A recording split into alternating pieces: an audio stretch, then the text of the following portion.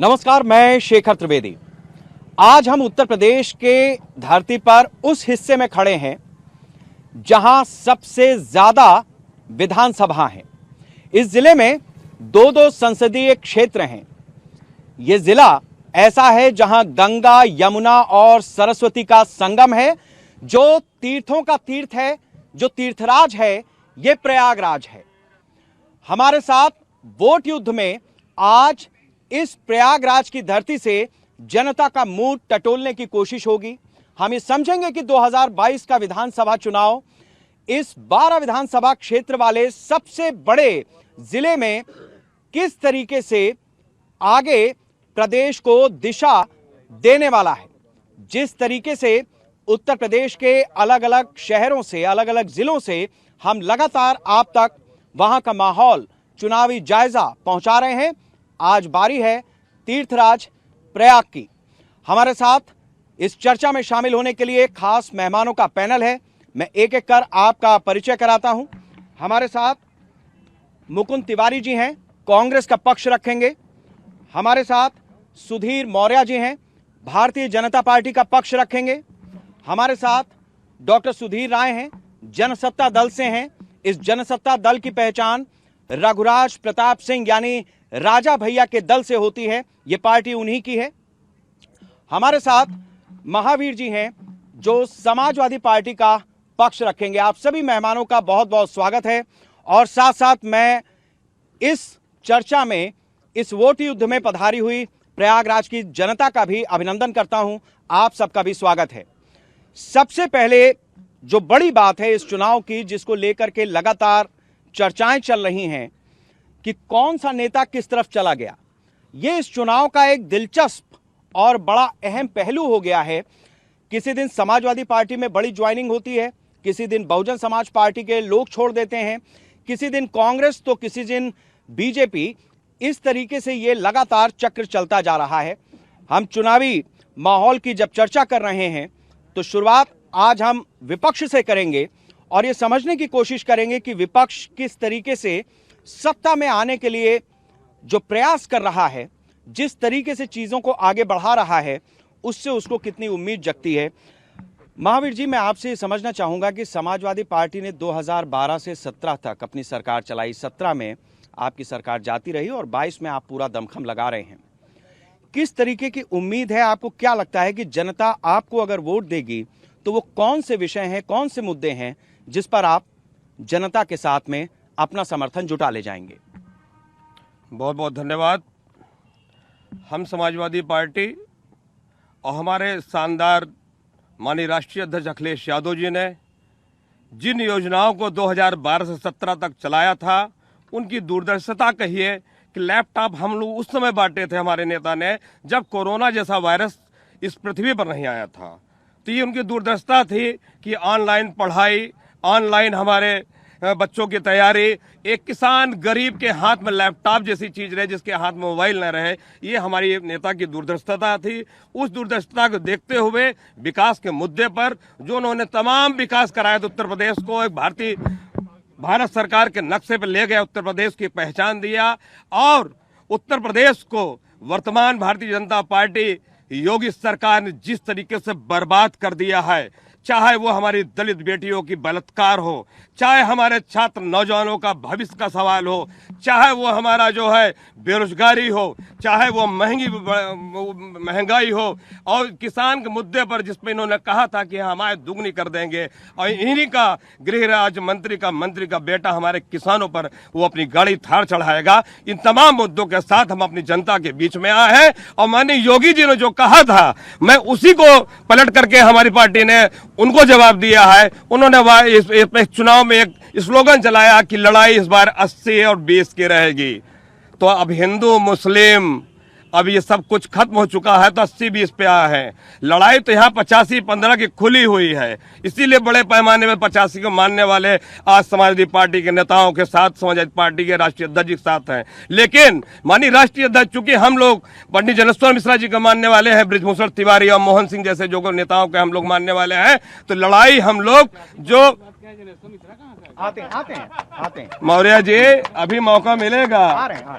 अभी आप बोल नहीं पाओगे, आना अभी मौके पर। जी। लड़ाई इन्होंने जो बात की थी 80-20, लड़ाई 85-15 की थी।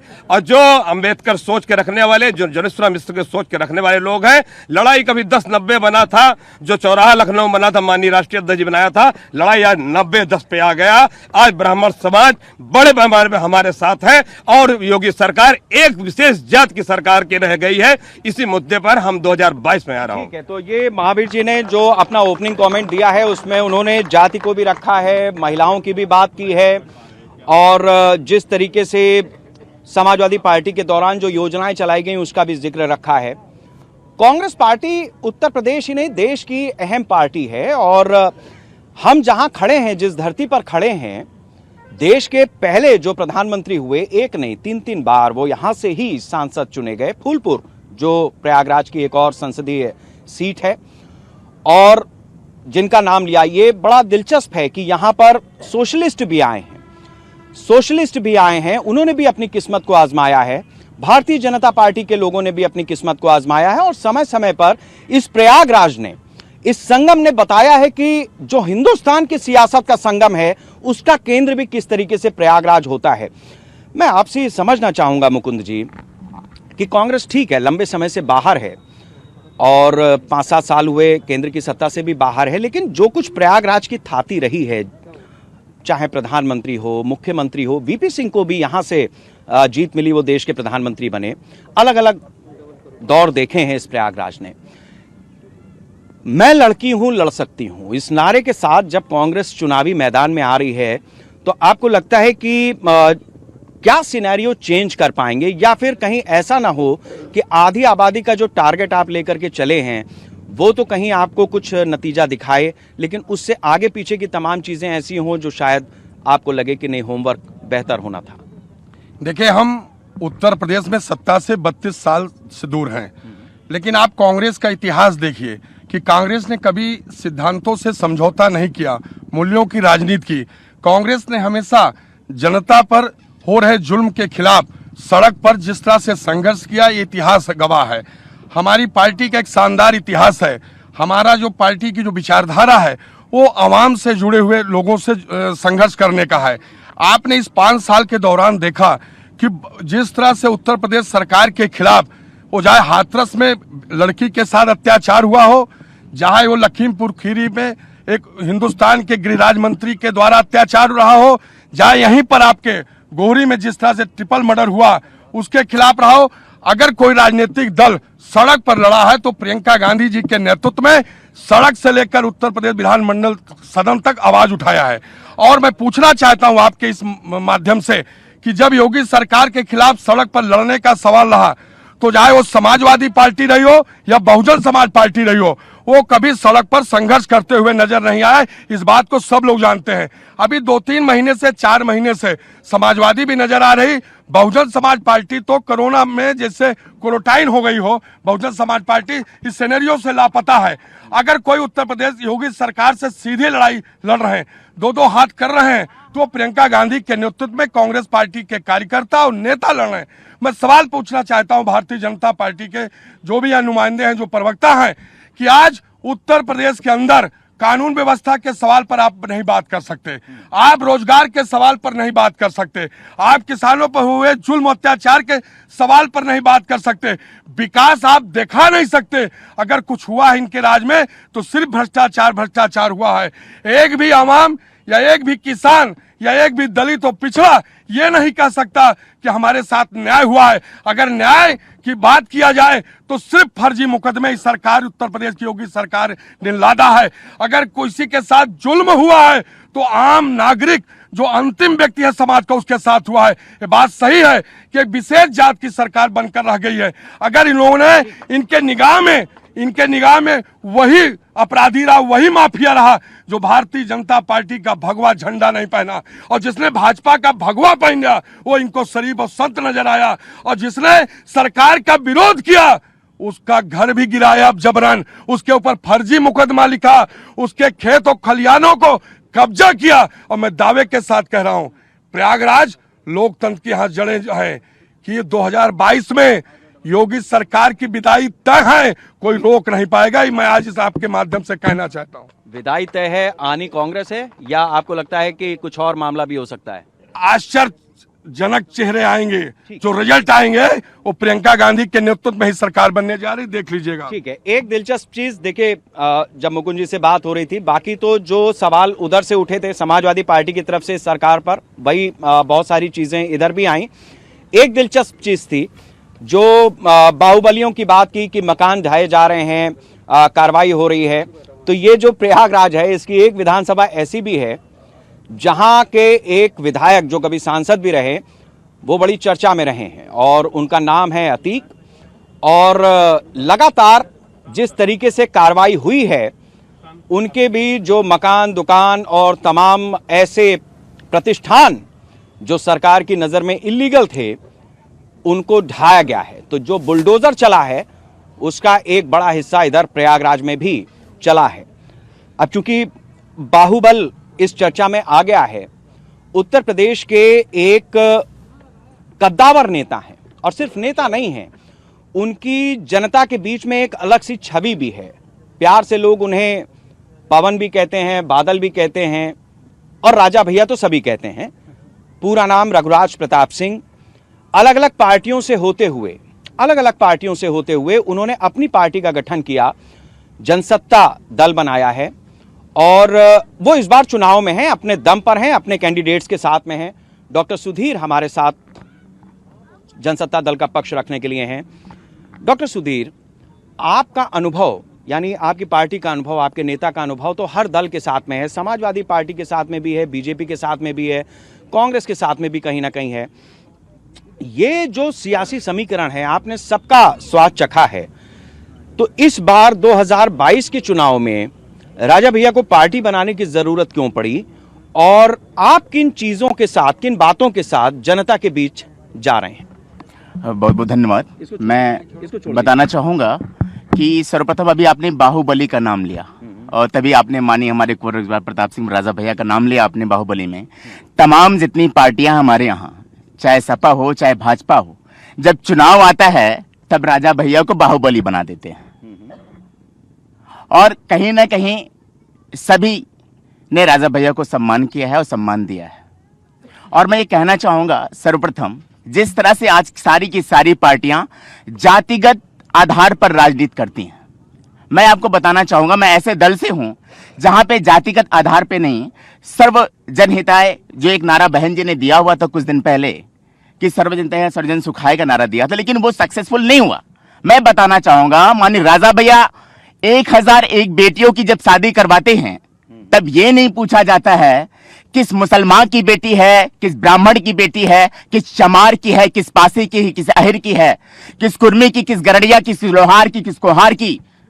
मैं ऐसे दल से बिलोंग करता हूं जहां पे सर्व समाज है, और इस बात का मुझे फक्र है कि मैं राजा भैया के साथ में हूं। और जैसा कि आपने अभी कहा कि क्या बोलते हैं 2022 को लेकर के हमारी क्या तैयारियां, हमारे मुद्दे क्या होंगे, सारे के सारे जितने भी दल हैं, सबके पास अपने अपने एक मुद्दे हैं, सभी के पास अपना अपना एक रास्ता है कि हम किस तरह से हम चुनाव में एंट्री करेंगे।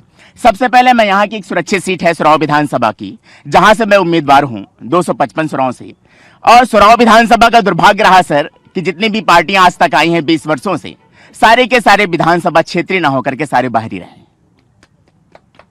और ये बताना चाहूंगा, बसपा हमारे यहाँ 10 साल 2002 से 2007 तक, 2007 से 2012 तक हमारे यहाँ पूर्ण बहुमत में सरकार रही। लेकिन विधायक हम बनाते हैं, लेकिन विधायक बनाते कहाँ के हैं?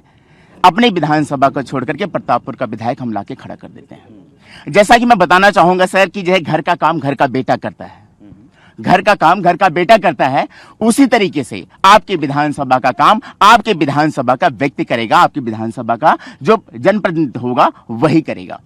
और फिर उसके बाद हम लोगों ने क्या किया, अगर 2007 से लेकर के 2012 तक सरकार रही, 10 साल इनकी सरकार रहती है, अगर मैं एक अनुमान मानता हूं सुराव विधानसभा क्षेत्र का, अगर 10% काम इन्होंने 2007 से 2002 से 7 तक किया होता और 2007 से 2012 तक तो हम 15% कर लिए होते, तो टोटल 25% बहुजन समाज पार्टी सरांव विधानसभा का काम करती।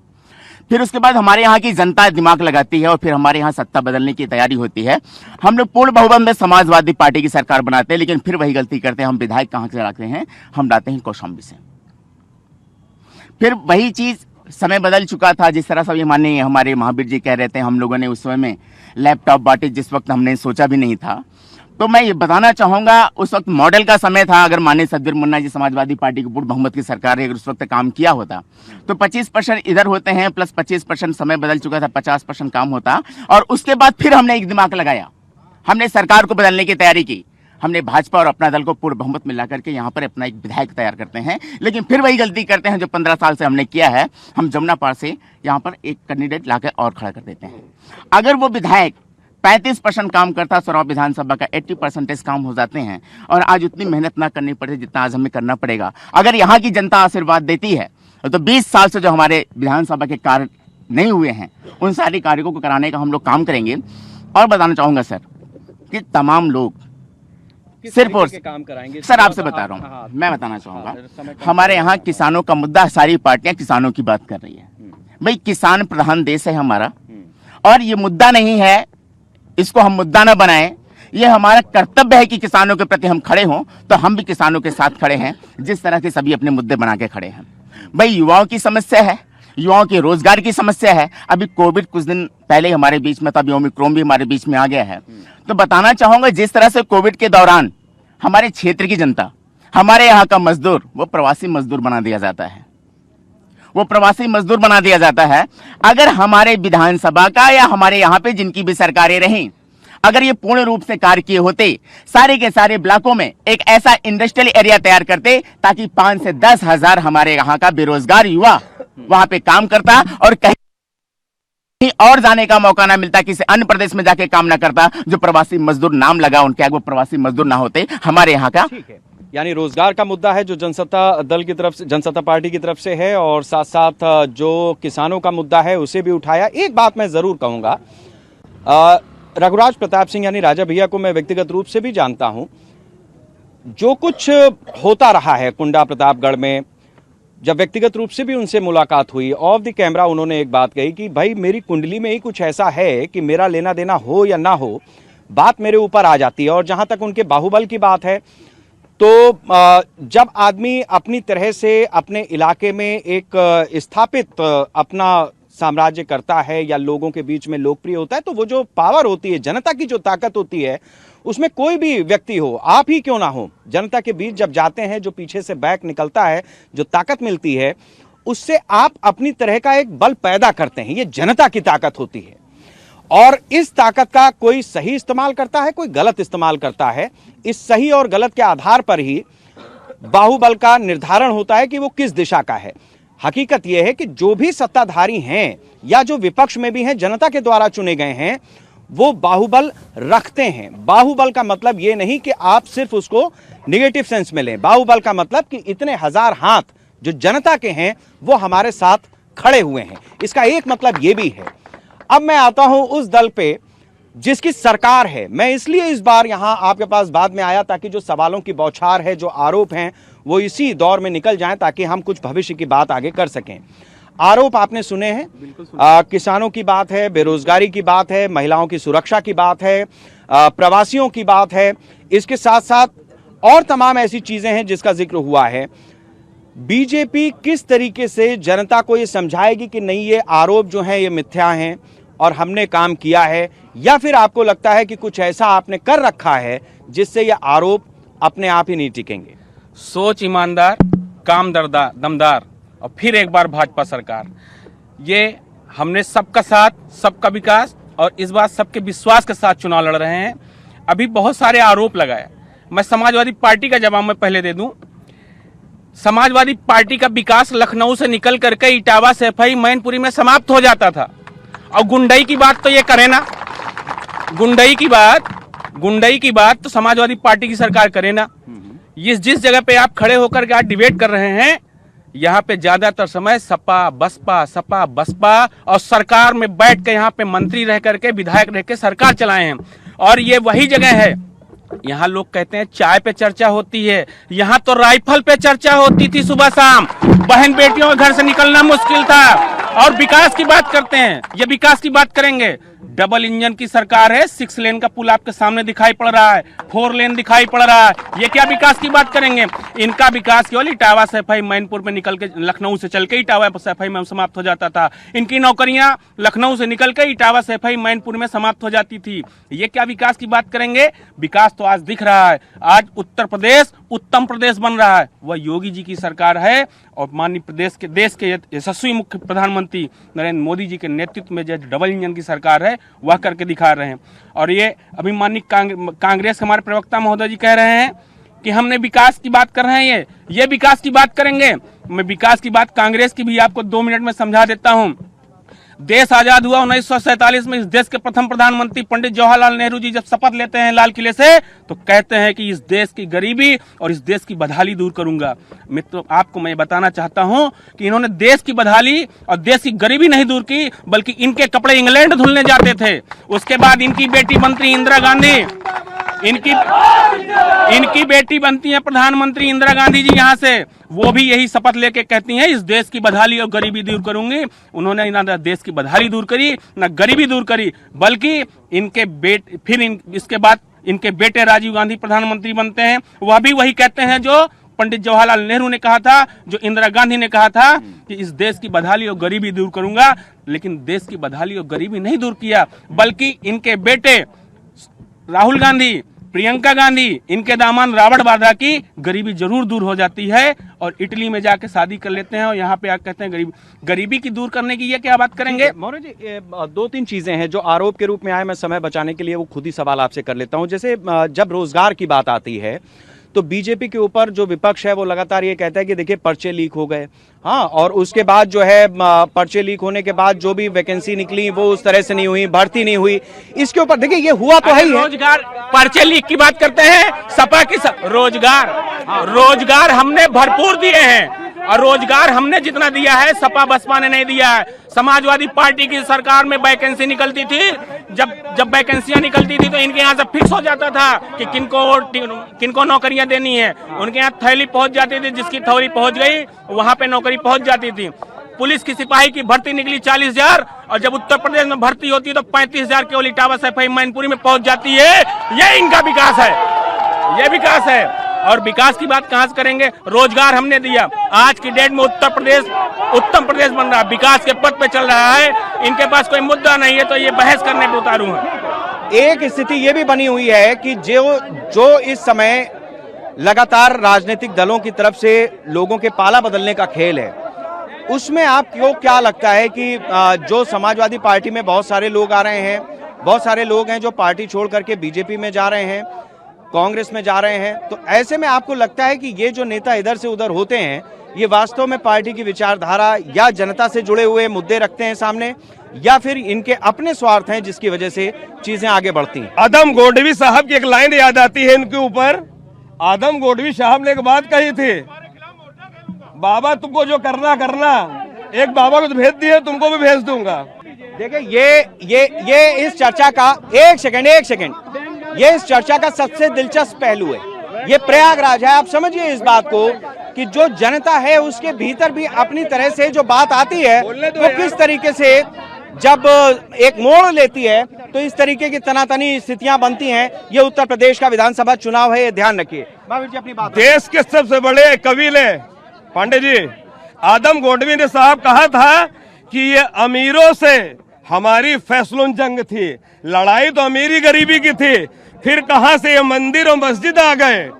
जिनके चेहरे पे लिखी थी जेल की हवाएं, जिनके चेहरे पे लिखी थी जेल की हवाएं, वो राम नामी ओढ़कर संसद में आ गए। हाँ, कल तलक हंसिए पर जो न थे,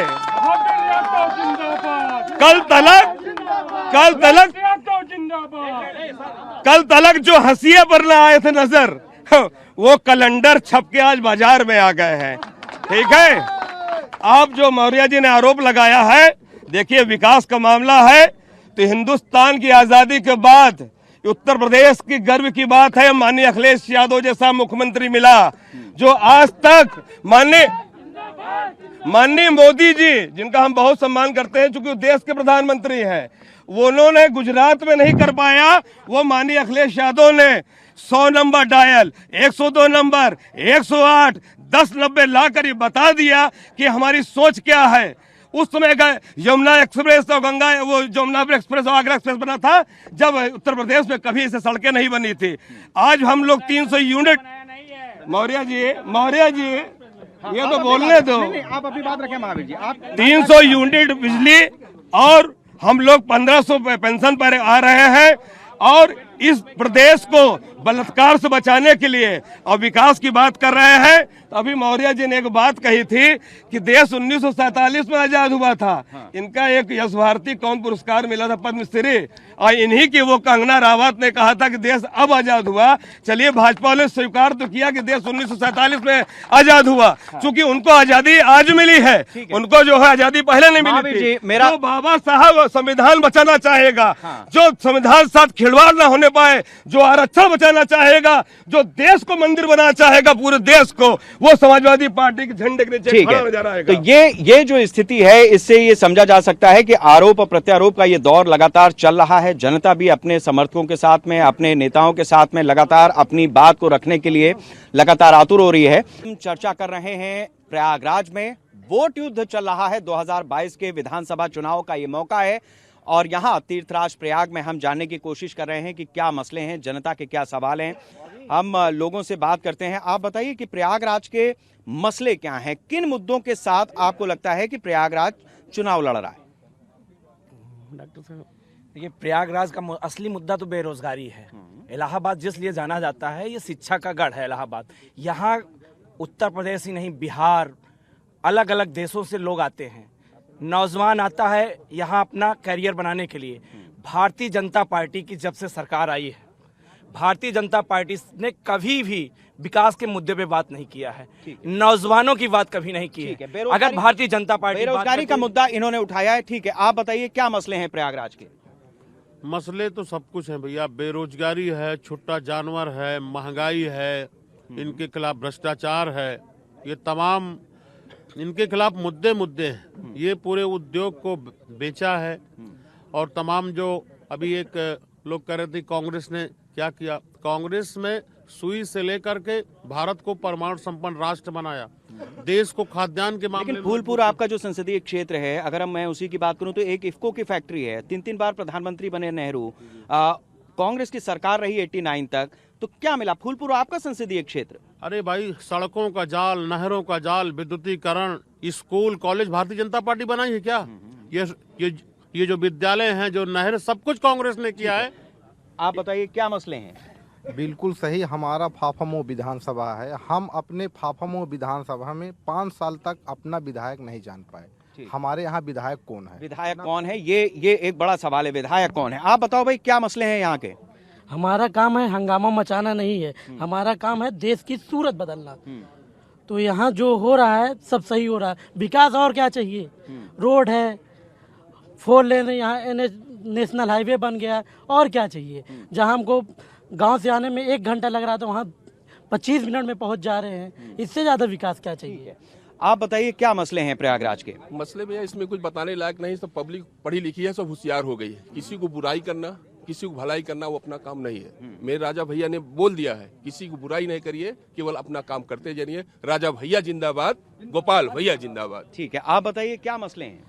इतना ज्यादा विकास हो गया है कि यहाँ से आप 6 लेन, जहाँ आप बैठे हैं यहाँ पे 6 लेन ब्रिज बनने वाला है और बहुत दूरगामी दृष्टि है माननीय नितिन गडकरी जी का। और पिछली सरकारों में यहाँ इतना गुंडाई था कि जानवरों की पूंछ काट ले जाते थे लोग, जानवरों के पैर काट ले जाते थे लोग, दिन दहाड़े बहन बेटों को छोड़ते थे लोग, वो सब बंद हो गई, गुंडे एकदम खत्म हो गई है। अब इससे ज्यादा विकास हमको कुछ नहीं चाहिए। जो सरकार है वो बढ़िया है। आज के दिन भारतीय जनता पार्टी में सरकार आने से एक समय यहाँ था कि सड़कें नहीं थी, यहाँ से लेकर शहर में जाने के लिए बहुत लंबे जाम का हम लोग इंतजार करते थे, तब जाके कहीं इलाहाबाद में पहुँचते थे। यहाँ जहाँ हम बैठे हैं पहले यहाँ इतनी गुंडई थी कि आप समझ लीजिए कि आपका चलना यहाँ बहुत मुश्किल था, लेकिन आज भारतीय जनता पार्टी के आने से यहाँ गुंडा राज खत्म हो गया और सड़कों का निर्माण हो गया। ठीक है, आप बताइए क्या मसले हैं, क्या मुद्दे हैं जो प्रयागराज में आपको लगता है कि इस चुनाव में असर डालेंगे? इस समय वर्तमान में सुरक्षा मुख्य मुद्दा है। आप जहां डिबेट करा रहे हैं, क्योंकि पास का ही रहने वाला मैं भी हूं, यहां के वर्तमान में इसके पहले सपा के विधायक थे और उस विधायक काल में जितनी जनता खड़ी, आप सबसे पूछिएगा, मुझे कोई अकेले नहीं बोलना है, दिन दहाड़े बसों से लड़कियां उतार ली जाती थी। यहीं बगल में जानवर का मेला पास कराया था, दिन रात बैल कटने, गाय कटने के लिए उनके सगा भाई उनका ले जाता था, विधायक का भाई सगा। और जो महोदय खड़े हुए हैं, मेरे पास कुछ ऐसे प्रूफ हैं, सब लोग मैं बता रहा हूँ, किसी का व्यक्तिगत नहीं, मेरे पास कुछ ऐसे प्रूफ है, कागज का समय दिए कागज दे दूंगा। यहाँ पर एक एक जमीन को 3-3 बार बेचा गया है सपा के नेताओं के माध्यम से। ठीक है, आप बताओ भाई क्या मसले हैं?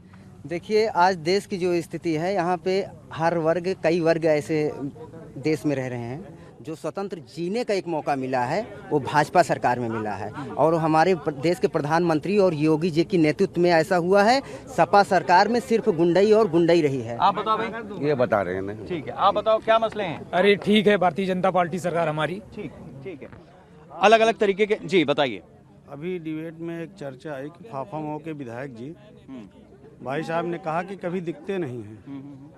मेरे ख्याल से फाफा मऊ के विधायक आज जो भी हैं, जितना क्षेत्र के विकास के लिए 5 साल में माननीय फाफा मऊ के विधायक जी और डिप्टी सीएम केशव प्रसाद मौर्य के जो द्वारा प्रयागराज का जो भी विकास हुआ है, मैं नहीं समझता हूं कि आने वाले समय में जो भी कभी कोई विधायक होगा वो इतना काम कराने में सक्षम हो। ठीक है, यानी विकास अलग अलग जो सबकी थाती है उसको लेकर के चीजें चलती हैं। मैं अब अपने जो हमारे मेहमान हैं उनसे हम चर्चा के इस आखिरी राउंड में आ जाते हैं। जो महिलाओं की सुरक्षा की बात है, चूंकि मैं लड़की हूं, लड़ सकती हूं, इस नारे के साथ प्रियंका गांधी आई हैं। आज आपकी प्रियंका मौर्य जो खुद पोस्टर गर्ल थी आपके इस पूरे प्रचार अभियान की, वो बीजेपी में चली गई। तो ये कैसे आप देख रहे हैं? जो बात यहाँ पे लोगों ने कही है उससे कितना इत्तेफाक रखते हैं कि महिलाएं सुरक्षित नहीं थी इस इलाके में? देखिए, ये चुनावी मौसम है, आयाराम गैराम की बात नहीं है। बात है किस तरह से जनता को न्याय मिले, किस तरह से उत्तर प्रदेश में एक नई रोशनी हो। मैं उसी क्रम में कहना चाहता हूँ, इसी इलाहाबाद, इसी प्रयागराज में आप किसी गोरी में ट्रिपल मर्डर हुआ, आज तक वो सही खुलासा नहीं हुआ। इसी नवाबगंज में, देवापुर में बड़ी ट्रिपल मर्डर हुआ, आज तक नहीं हुआ। इसी सुराव के आगे ट्रिपल मर्डर हुआ, आज तक उसका खुलासा नहीं हुआ। आज तक जितनी बड़ी बड़ी घटनाएं हुई, इसी इलाहाबाद की हम बात कर रहे हैं जहाँ आप खड़े हैं, अगर एक भी घटना का खुलासा इलाहाबाद के प्रशासन ने कर दिया हो या उत्तर प्रदेश सरकार की घटना को खुलासा करने की मंशा रही हो, तो मैं दावे के साथ कहना चाहता हूं कि सरकार की मंशा कानून व्यवस्था को ठीक करने की नहीं थी। उनका एक पैमाना था, जो उनके सरकार के इर्द गिर्द लोग थे उन्हीं की रक्षा और सुरक्षा करना। पूरे उत्तर प्रदेश में आज लड़कियां जिस तरह से असुरक्षित हैं, जिस तरह महिलाएं, बेटियां असुरक्षित हैं, किससे छिपा हुआ है? आज तक वो हाथरस की बेटी को न्याय मिल पाया, या उन्नाव के बेटी को न्याय मिल पाया, या गौरी के बेटी को न्याय मिल पाया? न्याय नहीं मिल पाया। और आप अच्छी तरह बता दें, जो भी मान्यवर कह रहे थे कि पंडित नेहरू ने क्या किया, इंदिरा जी ने क्या किया, अरे पंडित नेहरू, इंदिरा जी ने आजादी की लड़ाई लड़ी। आपके पार्टी के दल के नेता अंग्रेजों की दलाली और मुखबिरी कर रहे थे, और हमारे दल के नेता ने जो एम्स बनाया, उसी एम्स में जब भारत के गृह मंत्री बीमार होते हैं तो भैया भाग के जाते हैं, वहीं इलाज कराते हैं। ये प्रयागराज का मसला होना चाहिए। मैं लगातार इस बात को कह रहा हूं। डॉक्टर सुधीर, मैं आपसे जानना चाहूंगा कि आरोप लगातार जो जनता की तरफ से भी आए हैं उसमें 2 बड़ी बातें हैं। एक तो महिलाओं की खासतौर से सुरक्षा इस इलाके में और पूरे प्रयागराज में, और वही आरोप भी है। किस तरीके से आपकी पार्टी लोगों के बीच अपनी बात को रख पाएगी, समझा पाएगी? सर, जैसे कि आपको पता है कि अभी हम जहाँ पे हैं जनसत्ता दल से, हमारे यहाँ 2 सीटें ऐसी हैं, कुंडा और बाबागंज, जो माननीय राजा भैया आज 29 साल से कंटिन्यू वहाँ पे विधायक हैं, और हमारे यहाँ विनोद सरोज जी, हमने वहाँ पे कार्य किया है, इसलिए वो सीट हमारे पास है। और जो दल है हमारे पास वो कार्य नहीं करते हैं, इसलिए वो अपनी सत्ता बचाने के पीछे लगे हुए हैं। आप जो आरोप लगा हमारे ऊपर बाहुबली का, आप देख सकते हैं, प्रत्यक्ष आपके सामने है। 2 पार्टियां हमारे बीच में हैं जो आपस में ही लड़े जा रहे हैं, कोई विकास की बात नहीं कर रहा है। हर आदमी अपने वर्चस्व की लड़ाई लड़ रहा है। लेकिन महिलाओं की सुरक्षा की बात है, यहाँ पर लोगों की चिकित्सा की बात है, बेरोजगारों की बात है, हमारे युवाओं की बात है, कोई समस्या की बात नहीं कर रहा है, कोई जमीन का पट्टा करवा रहा है तो कोई किसी को बाहुबली बना रहा है। तो मैं कहना चाहूंगा कि भाई जिस तरह से आज आपने देखा 70 साल से हमने कांग्रेस को भी देखा है, भाई भाजपा को भी देखा है, सपा को भी देखा है और बसपा को भी देखा, सारे जितने भी दल हैं सबके सब शासनकाल सत्ता हमारे बीच में रही है। लेकिन हमारे पास 2 सीट ऐसी रही है विधानसभा की जो आज भी हमारे पास है और हमारे पास ही रहेगी। ठीक है। और रही विकास की बात, सर आपने ये बाहुबल नहीं है, हमने कार्य किया है। ठीक है, ये चर्चा फिर भटक जाएगी। मैं महिलाओं की बात रही, आपकी सुरक्षा की बात मैं बता रहा हूँ। ये देश जो बात करता है कोविड-19 में, आपसे बता रहा हूँ 10,189 मरीजों के पीछे भारत में 1 डॉक्टर काम कर रहा है। और आप यहाँ पे कोविड को अंतर्राष्ट्रीय लेवल पे ले जाके खड़ा कर देते हैं। खुद मंत्री रहे, क्यों नहीं उन्होंने उत्तर प्रदेश की स्वास्थ्य व्यवस्थाओं को सुधार किया? सर अभी हम सत्ता में हैं, नहीं है, हम सत्ता में नहीं, हम आ रहे हैं। और जैसे सर मेरी बात सुनिए, हम लोगों ने चिकित्सा को लेकर के, महिलाओं की सुरक्षा को लेकर के सारी की सारी चीजों पे हम लोग विषय पलट जाते हैं। ये दिलचस्प है, जनता अपने हिसाब से चीजों को देखेगी। मैं सिर्फ आपसे ये समझना चाहूंगा कि 2 बातें जो लगातार यहाँ पर इस चर्चा में आई, एक तो ये कि जो सुरक्षा का मसला है वो गंभीर है, खासतौर से महिलाओं का। आपके साथ में आए स्वामी प्रसाद मौर्य, एक पोस्टर आज बड़ा चर्चा में है कि अपर्णा यादव जो समाजवादी पार्टी से ताल्लुक रखती हैं वो बीजेपी में आ गई और संघमित्रा। बीजेपी कह रही है कि ये महिलाओं की सुरक्षा कहाँ हो सकती है, इसीलिए लोग अपनी बेटियों को बीजेपी के पास सुरक्षित छोड़कर जा रहे हैं। देखिए मान्यवर, जवाब दीजिए। देखिए मान्यवर, जवाब ये है कि अर्पणा जी वहां गई, मेरी शुभकामनाएं हैं। और हमारी समाजवादी विचारधारा का विस्तार हुआ और भारतीय जनता पार्टी में माना तो हमारा विस्तार हो रहा। मैं उस पर बहुत मतलब विरोध नहीं करना, मेरी शुभकामनाएं अर्पणा जी को। और दूसरी बात, जहां आपका चैनल लगा हुआ है, ये इलाहाबाद संगम, ठीक है, आप अपनी बात। यह इलाहाबाद संगम से ज्यादा ये पूरब का एक्सपोर्ट है। यहाँ इलाहाबाद विश्वविद्यालय की पहचान है। यहाँ छात्र नौजवान डेलीगेसी में रहने वाला, हॉस्टल में रहने वाला आए दिन आत्महत्या कर रहा, बेरोजगारी का शिकार हो रहा। एक किसान का बेटा जा रहा, 3,000 महीने परीक्षा, 3,000 महीने की फीस तो नहीं दे पा रहा है, कोचिंग फीस नहीं दे पा रहा है। वो तो मैं कहना चाहता हूँ इस मंच के माध्यम से कि आप हताश मत होइए, सरकार बदलने जा रही है, देश प्रदेश का है। एक बात कहना चाहता हूँ, और जो आपकी हताशा है कि मैं गरीब परिवार का, एक पशुपालक का बेटा, किसान का, एक जो है हमारा मोची का बेटा है, आप हताश होने की जरूरत नहीं है कि मेरा बाप इतना मजबूत नहीं है कि बीसीसीआई को अध्यक्ष बना सके। तो याद रखिएगा, इस बात का गुरूर रखिएगा कि हमारा बाप दंगाई नहीं है, हमारा बाप तड़ीपार नहीं है, हमारा बाप गरीब हो सकता है, किसान है, हम अपनी किसान रखवाली करते हैं। एक बाबा को मैंने कह दिया कि तुम्हारा काम मंदिर में है तो बुरा मान जाता है। कोई अगर हमें कहते हैं हम किसान का बेटा। अब हम आते सुधीर जी के पास। मैं आपसे ये समझना चाहूंगा कि जिस बात को यहाँ पर रखा गया है, खासतौर से 2 बड़ी बातें हैं। एक तो रोजगार का जो मसला है, एक वो मैंने पहले भी आपसे लिया था। दूसरा अलग अलग चीजों को देखते हुए जिस तरीके से लोगों की समस्याएं आई हैं, वो भले विपक्ष में भी हैं तो क्या हुआ, अगर समस्या है तो जनप्रतिनिधि होने के नाते या आपकी सरकार होने के नाते ये जिम्मेदारी है कि आप उनका भी संतोषजनक जवाब दें। मैं पहली बात तो मैं आज आपने एक पोस्टर गर्ल, मैं लड़की हूं लड़ सकती हूं, ये नारा माननीय प्रियंका गांधी जी ने, जो बहुत ही अच्छी राजनीतिक हैं, अच्छी लीडर हैं देश की, उन्होंने कहा कि लड़की हूं लड़ सकती हूं। पूरे उत्तर प्रदेश में 403 विधानसभा, 1 सीट नहीं उनको मिली जहां से वो लड़ सकती हूं। लड़के तो दिखाएं कि केवल नारा है, लड़की हूं लड़ सकती हूं, राजनीति करेंगे। और अभी महिला सुरक्षा की बात कर रहे हैं आप। अभी माननीय हमारे समाजवादी पार्टी के प्रवक्ता महोदय माननीय महावीर जी ने कहा कि अपर्णा यादव जी भारतीय जनता पार्टी में गई हैं, अब भारतीय जनता पार्टी में समाजवादी पार्टी के विचारधाराओं का उदय होगा। बहुत बहुत धन्यवाद आपको। कुछ दिनों बाद ऐसा होगा समाजवादी पार्टी का भी पूरा विलय कर रहे हैं भारतीय जनता पार्टी में, उसका भी उदय हो जाए, ठीक है। और दूसरी बात, महिला सुरक्षा की बात, महिला सुरक्षा की बात अगर करेंगे तो महिला सुरक्षा भारतीय जनता पार्टी में ही सबसे ज्यादा महिलाएं सुरक्षित हैं। आप जिस जगह डिबेट कर रहे हैं, यहाँ हत्या, बलात्कार, लूट, गुंडाई, जमीन कब्जा, ये खुलेआम होता था। आज राइफल नहीं निकल रही है, वो भारतीय जनता पार्टी की देन है। आज राइफल घर में रखी है, निकाल नहीं रहे हैं। ठीक है, मैं दो मसले हैं, एक यहाँ हत्याकांड का बार बार जिक्र आ रहा है। देखिए, हत्याकांड का इन्होंने जिक्र किया। हत्याकांड जितने हुए, जितनी भी हत्याएं हुई, सबका खुलासा हुआ है। पहले गलत लोग जेल गए थे, पहले गलत लोग जेल गए थे, पुलिस ने फिर सही अपराधियों को जेल भेजा है। एक हत्या भी गोहरी में हुई है। ये लोग आज गोहरी हत्या की बात कर रहे हैं। जब हत्या हुई थी कोई उसके घर पे मदद करने नहीं गया था, सिर्फ भारतीय जनता पार्टी के लोग गए थे। उसके मिट्टी जब लाश जलाई जा रही थी कोई नेता नहीं दिखाई दिया, भारतीय जनता पार्टी के एक कार्यकर्ता।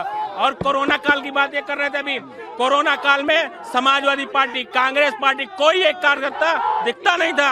हम भारतीय जनता पार्टी और राष्ट्रीय स्वयंसेवक संघ का स्वयंसेवक सड़कों पर निकल के सहयोग करता था आने जाने में। तो ये लगातार जो बात आज हुई है, इस चर्चा में लगातार जो बात हुई है, उससे इतनी बात तो साफ है कि प्रयागराज में जिस तरीके से ये पूरा चुनाव लगातार करवट ले रहा है, जिस तरीके से प्रयागराज की जनता अपने अपने मुद्दों को लेकर, अपने अपने नेताओं को लेकर उद्वेलित दिखाई दे रही है, इसका असर 2022 के विधानसभा चुनाव में किस तरीके से वोटों के रूप में सामने आएगा, ये देखना बहुत दिलचस्प होगा। और इसमें भी कोई दो राय नहीं है कि इस बार जनता पूरे उत्साह में है और 2022 के इस वोट युद्ध में जिस तरीके से जनता की सहभागिता होगी, वो भी शायद आने वाले कल के लिए एक नजीर होगी।